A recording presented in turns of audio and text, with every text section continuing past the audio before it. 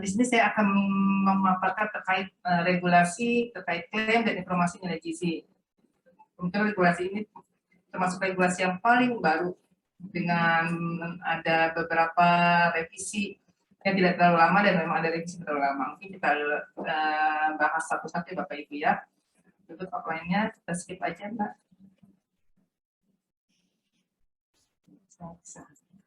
Dasar hukumnya kita ketahui bahwa dasar hukum untuk semua peraturan terkait pangan adalah Undang-Undang Pangan Nomor 18 Tahun 2012. Di sini pada Undang-Undang Pangan ini dibahas mengenai label pangan pada pasal 96.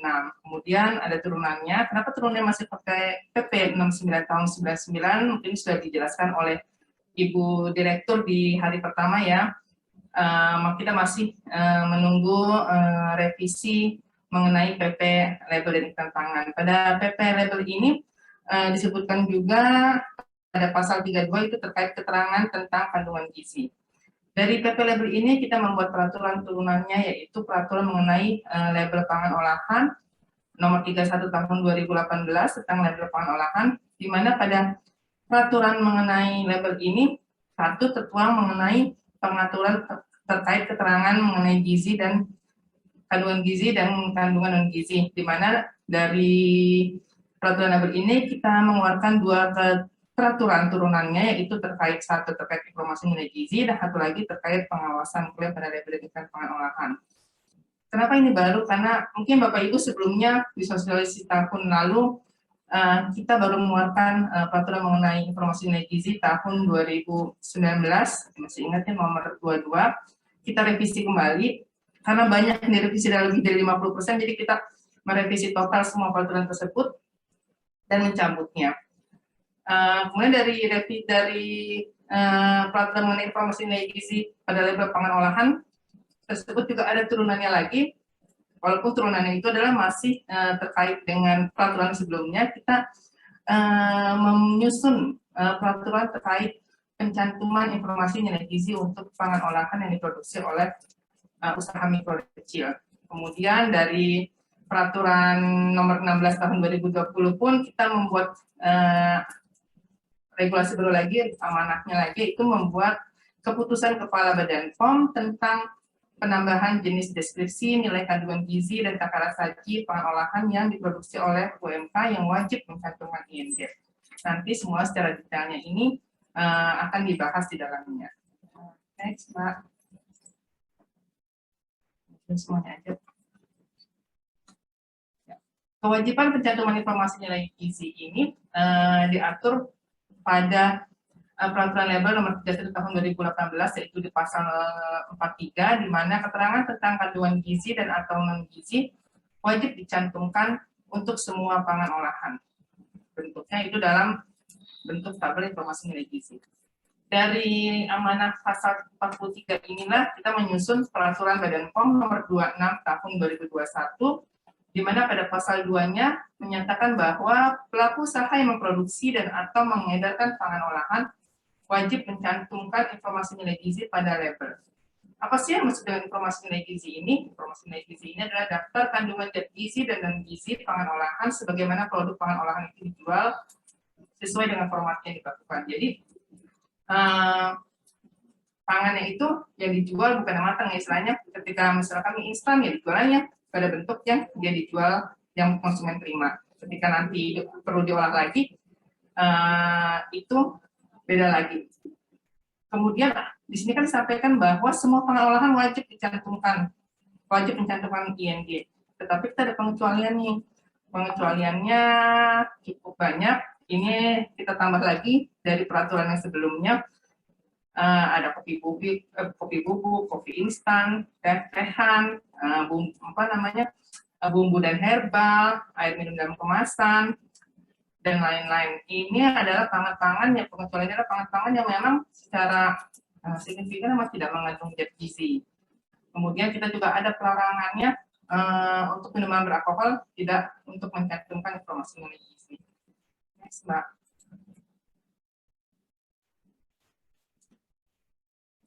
Bagaimana tata cara pencantuman informasi nilai gizi? Satu adalah kita melihat takaran saji. Apa sih dimaksud dengan takaran saji? Takaran saji adalah jumlah pangan olahan yang wajar dikonsumsi dalam satu kali makan.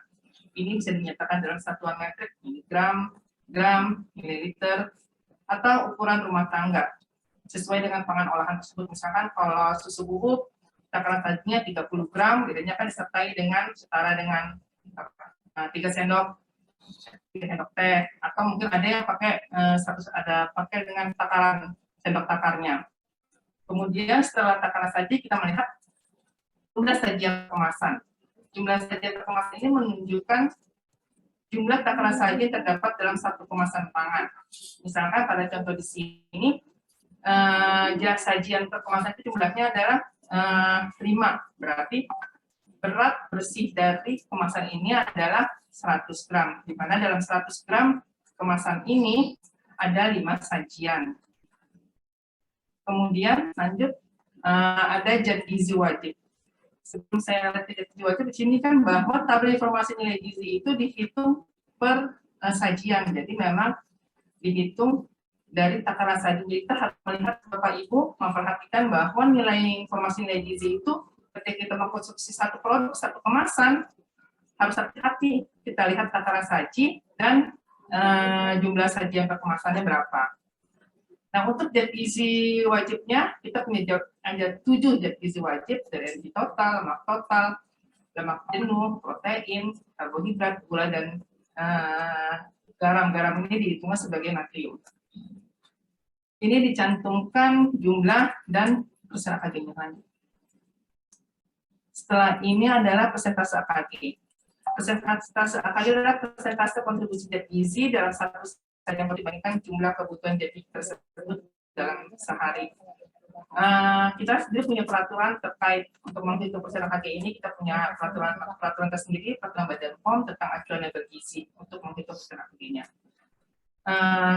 Lanjut. Ini ya, catatan kaki. Catatan kaki merupakan informasi yang menerangkan bahwa persen AKG yang ditunjukkan dalam tabel IMG ini dihitung berdasarkan kebutuhan energi 2150 kakal untuk produk umum. Jadi informasi ini adalah untuk produk ini untuk produk umum. Kan ada produk untuk keperluan gizi khusus ya, seperti yang dijelaskan di hari pertama. Itu tidak menggunakan format seperti ini, dia ada format tertentu lagi. Dan untuk nilai-nilai dalam informasi nilai gizi ini harus dibuktikan dengan hasil analisis atau hasil uji laboratorium.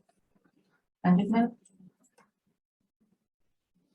Format pencantuman informasi nilai gizi ini sebenarnya berdasarkan luas permukaan labelnya ada 3. Jadi ada bentuknya vertikal, tabular, dan linear. Jadi Bapak Ibu bisa memperhatikan luas permukaan label tersebut kira-kira dengan luas permukaan label yang Bapak Ibu miliki, format seperti apa yang tepat. Nah, untuk luas permukaan label yang kurang dari 30 cm persegi, ini memang ukuran lebih kecil. Ini bisa contoh-contohnya misalkan bisa dicantumkan dengan barcode atau dengan di websitenya. Nah, tapi untuk pangan olahan yang dijual curah, bisa kita tahu kalau di hipermarket suka ada pangan-pangan olahan yang dia di wadah-wadah besar. Nah, itu tetap wajib mencantumkan informasi nilai gizi. Karena kemasannya kecil ya, seperti di ecer lagi, yang masalahnya di ecer lagi. Contohnya misalkan jeli-jelian, itu di wadah di luarnya, itu biasanya ada informasi kan. Nah, informasi itu ditambahkan terkait penyantuman IMG. Jika memang tidak cukup, bisa ditambahkan barcode. Jadi, konsumen juga bisa terinfo untuk mengetahui kandungan gizi produk tersebut. Nah, untuk pangan olahan yang dijual dalam kemasan sekunder, misalkan di kemasan primer itu kecil ukurannya, tapi dia ada kemasan sekundernya, misalkan kayak isinya 5, dan sekundernya lebih besar. Nah, itu bisa dicantumkan di kemasan sekundernya. Atau tidak cukup, tadi sudah disampaikan, bisa dicantumkan di website atau melalui studi barcode. Nah, untuk pangan-pangan yang dikemas pada botol kaca yang akan digunakan kembali, ini kan ada beberapa produk minuman yang menggunakan kemasan seperti ini. Ini dapat menggunakan format linear atau studi barcode, atau juga jika produk pangan tersebut memang hanya mengandung zat gizi tertentu. Biasanya kalau minuman kan kebanyakan mengandung gula yang terkait energi. Nah, itu dapat mencantumkan gula dan energinya saja. Seperti itu.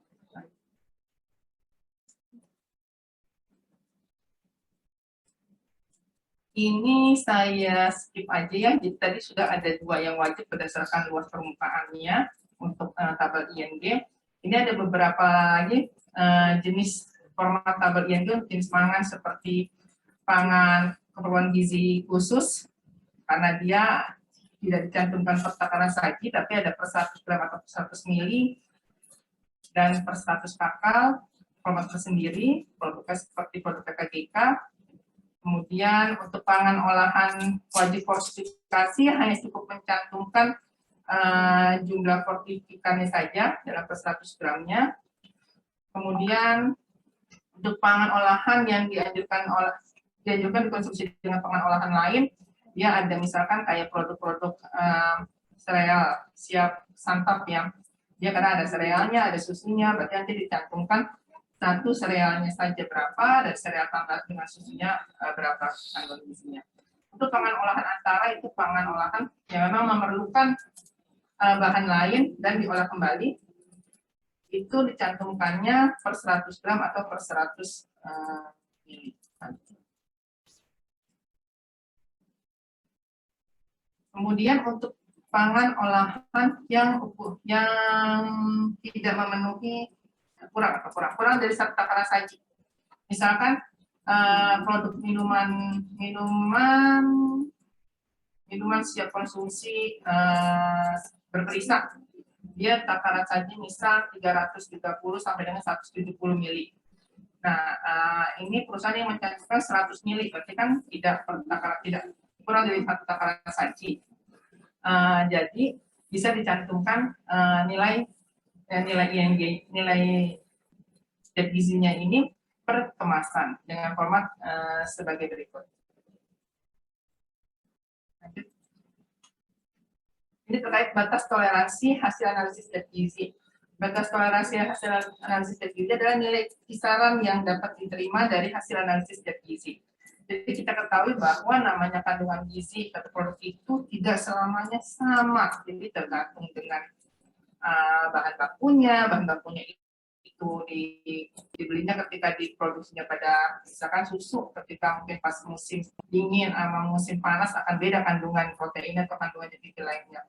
Kita punya toleransi terhadap kandungan zat gizi tersebut. Nah, kita bagi ini untuk ketentuan terkait batas toleransi. Satu untuk pangan olahan umum, di mana untuk pangan olahan umum untuk energi total, lemak total, gula, garam, lemak jenuh dan kolesterol, dan zat gizi lainnya mempunyai batas minimal dan mempunyai batas atas untuk energi total, lemak total, gula, garam, lemak jenuh dan kolesterol. Istilahnya untuk zat gizi yang menjadi concern terhadap kesehatan itu maksimalnya dibatasi.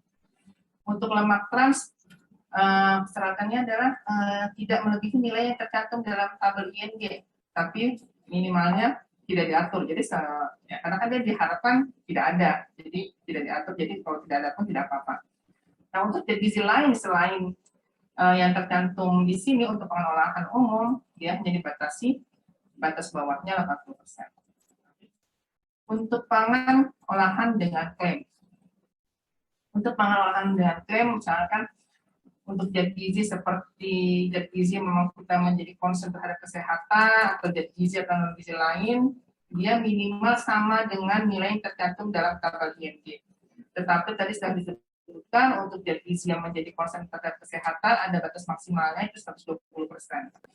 Tapi untuk zat gizi yang memang ada concern terhadap kesehatan atau biasa kita klaim rendah, klaim bebas, klaim kurang atau semakna, atau memang zat gizinya karena ingin kita kurangi, itu batas bawahnya memang kita atur kembali. Misalkan untuk lemak total, gula, garam, dia boleh 60% dari nilai tercantum dalam ING. Untuk lemak jenuh dan kolesterol bisa 40%. Untuk lemak trans tidak ada batas bawah. 3 untuk pangan wajib fortifikasi. Untuk pangan wajib fortifikasi ini persyaratannya sama dengan nilai yang tercantum dalam persyaratan kandungan fortifikannya. Sedangkan untuk pangan olahan memiliki batas maksimum dan minimum gizi dan non gizi. Contohnya produk-produk PKGK yang memang diatur kandungan gizinya, dia tidak ada toleransinya, itu adalah ya persyaratannya tersebut. Kita ketahui bahwa memang tidak semua konsumen kita atau masyarakat kita paham untuk membaca tabel ING ini. Akhirnya Badan POM mengeluarkan kebijakan baru itu terkait pencantuman ING pada bagian label yang paling mudah dilihat dan dibaca. Memang sifatnya masih sukarela dan ini dikecualikan untuk produk-produk formula bayi, formula lanjutan, MPASI, dan PKMK. Formatnya ada 2, yaitu ada ING pada bagian label yang paling mudah dilihat dan dibaca, yang bentuknya kayak tabung-tabung dengan desain yang sama dan warna yang sama. Di situ desain cantumkan zat gizi menjadi concern terhadap kesehatan, dicantumkannya per saji atau per kemasan, tergantung tabel di belakang kan harusnya. Kemudian ada logo pilihan lebih sehat. Pencantumannya ini kurang lebih ada untuk 20 jenis pangan olahan, di mana kriterianya itu berdasarkan profil gizi, yaitu zat gizi yang dibatasi dan zat gizi yang memang diharapkan dari pangan tersebut. Ini ada kriterianya. Lanjut. Kita ketahui juga karena ING ini wajib untuk semua produk dan kita mengantisipasi bahwa UMKM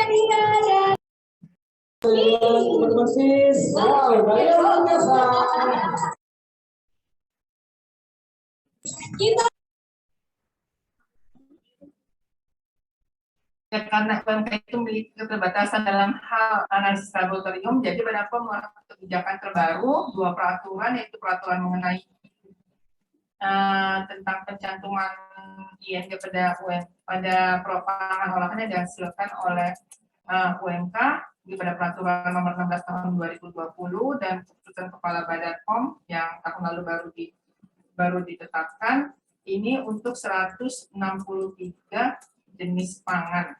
Jadi untuk 163 jenis pangan olahan yang tercantum dalam 2 peraturan Badan POM ini, dia tidak harus melakukan analisis laboratorium. Jadi bisa menggunakan nilai kandungan yang ada di dalam peraturan tersebut. Peraturan ini dalam 100 gram dan per 100 ml, jadi tinggal disesuaikan takaran saji dan berat bersih produk Bapak Ibu sekalian. Dan untuk jenis pangannya yang sesuai dengan deskripsi dalam peraturan tersebut.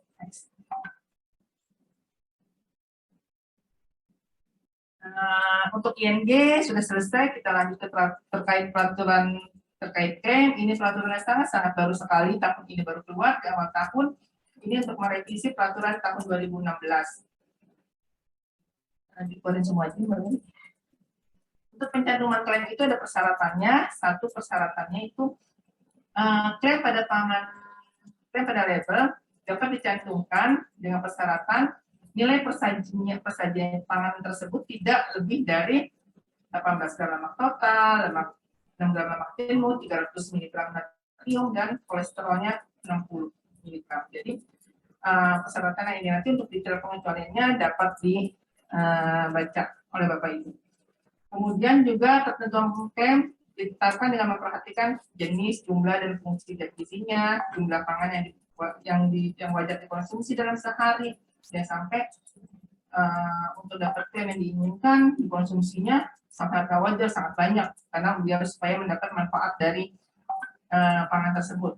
Memperhatikan pola konsumsi gizi seimbang, keadaan kesehatan masyarakat, dan kelayakan pangan sebagai pembawa zat gizi atau zat gizi, termasuk kelayakan pangan untuk mencantumkan klaim. Karena ada pangan, dalamnya ada beberapa pangan yang kayaknya nggak lazim dia mencantumkan klaim tersebut, pangannya kayaknya nggak diharap. Nanti aja Pak ya, Bapak Ibu. Lanjut, ini klaim pada label ada banyak, sekarang ada banyak, dulu cuma ada 2, sekarang ada banyak. Jadi satu misalnya dibagi menjadi 5 kelompok besar, di mana ada klaim gizi dan klaim non gizi. Di mana klaim gizi itu ada 6, Klaim kesehatan ada 3, terus ada klaim isotonik, klaim vegan, klaim terkait mikroorganisme.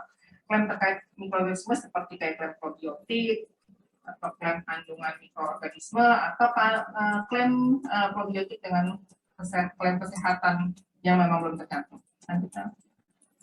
Ini sih penjelasan dari persyaratan klaim-klaim tersebut. Jadi kalau klaim kandungan itu ada klaim rendah, bebas, untuk zat gizi yang memang dibatasi atau memang menjadi concern terhadap kesehatan, sedangkan klaim terkait sumber atau tinggi atau kaya adalah zat gizi memang yang diharapkan untuk kesehatan. Ini untuk persyaratannya Bapak Ibu bisa membaca. Nah, untuk terkait klaim perbandingan zat gizi ini, untuk klaim perbandingan zat gizi ini adalah klaim untuk membandingkan produk dari perusahaan yang sama, yang dibandingkan adalah produk lama dengan produk formula yang baru, dan di mana produk lama ini telah beredar. Kemudian pernyataannya itu bisa pernyataan dikurangi atau ditingkatkan. Yang seperti kita lihat mungkin paling banyak beredar adalah produk-produk pada minuman teh. Mungkin Bapak Ibu bisa melihat istilahnya, dia pakai istilah bahasa Inggrisnya ya, harusnya kan kurang gula ya, tapi yang less sugar itu pada produk-produk minuman teh paling banyak. Atau ketika kita produk susu ada beberapa yang diperkaya proteinnya, artinya bahwa proteinnya lebih tinggi, jadi ngebandingkan dengan formula yang sebelumnya. Next. Ini klaim tanpa penambahan gula. Untuk ini saya nggak baca persyaratannya, dia hanya persyaratan umumnya, hanya untuk dicatatkan pada pangan yang lazim memiliki rasa manis. Bukan jika persyaratan bisa dibaca Bapak Ibu. Untuk klaim penambahan garam juga ini baru, klaim laktosa, sama untuk produk yang lazim mengandung laktosa, dan produk penggantinya. Untuk klaim gluten terkait memang pada pangan olahan yang dibuat dari bahan baku yang dari serealia.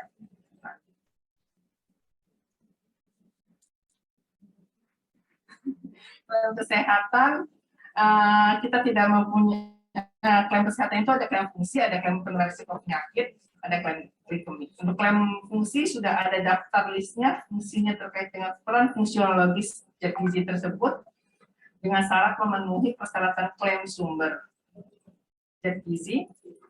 Kemudian klaim penularan risiko penyakit ini kita tidak ada daftar listnya dalam peraturan, tetapi diajukan permohonan untuk pengkajiannya.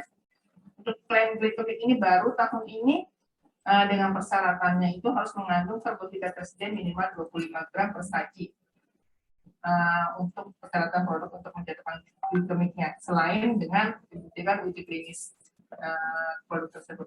Lanjutnya, setelah dari klaim glikemik ada klaim isotonik. Untuk klaim isotonik akan ada tulisannya, tulisan perhatiannya itu untuk dia beraktivitas hingga berkeringat dan memerlukan penggantian elektrolit dengan cepat. Ada klaim vegan yang sebelumnya ada di perka label, ini tadi perka klaim, dan ada terkait probiotik.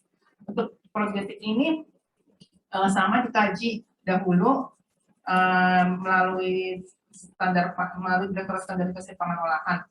Kelengkapan dokumennya Bapak Ibu bisa baca ya di sini. Ini sudah kita review dari peraturan sebelumnya. Yang dulu memang harus uji klinik di Indonesia, sekarang diutamakan di Indonesia, tapi bisa menggunakan hasil uji klinik seperti negara Malaysia, Thailand, dan Vietnam. Ini klaim baru. Kita mengetahui bahwa namanya inovasi dari pelaku usaha itu sangat banyak. Kita tidak menutup bahwa akan ada klaim-klaim baru yang selain yang ada dalam peraturan. Jadi kita membuka namanya persetujuan terkait pencantuman klaim baru, di mana kita melakukan pengkajian yang diajukan oleh pelaku usaha. Pengkajian itu selama 85 hari kerja dengan memberikan data dukung dan diajukannya melalui aplikasi istandarpangan.com.go.id. Nah, hasil dari pengkajian tersebut ketika yang disetujui dapat diakses dalam subset kita di subset standarpangan.com.go.id. Jadi Bapak Ibu ketika ingin mengkaji bisa dilihat tulis di subset kita sudah adakah yang disetujui sebelumnya. Jika belum ada bisa mengajukan pengajuan. Selesai ya. Terima kasih Bapak Ibu. Mungkin larangan masih ada satu. Mungkin nggak apa-apa. Last but not least untuk larangan. Slide lagi dikasih deh. Jadi untuk larangan, untuk klaim pangan olahan yang diperuntukkan untuk bayi seperti formula bayi, formula lanjutan, ini dilarang mencantumkan klaim kecuali diatur khusus. Kemudian untuk pangan-pangan untuk anak usia 1 sampai dengan 3 tahun tidak boleh mencantumkan klaim penularan risiko penyakit kecuali diatur khusus. Kemudian klaim tidak boleh memuat pernyataan bahwa konsumsi pangan olahan tersebut memenuhi kebutuhan semua zat gizi. Dan mencantumkan klaim yang memanfaatkan kekhawatiran konsumen, mencantumkan klaim yang menyebabkan konsumen mengonsumsi jenis pangan secara tidak benar, kemudian klaim yang menggambarkan pangan olahan dapat mencegah, mengobati, atau menyembuhkan penyakit. Mungkin itu slide terakhir dari saya. Terima kasih. Assalamualaikum warahmatullahi wabarakatuh.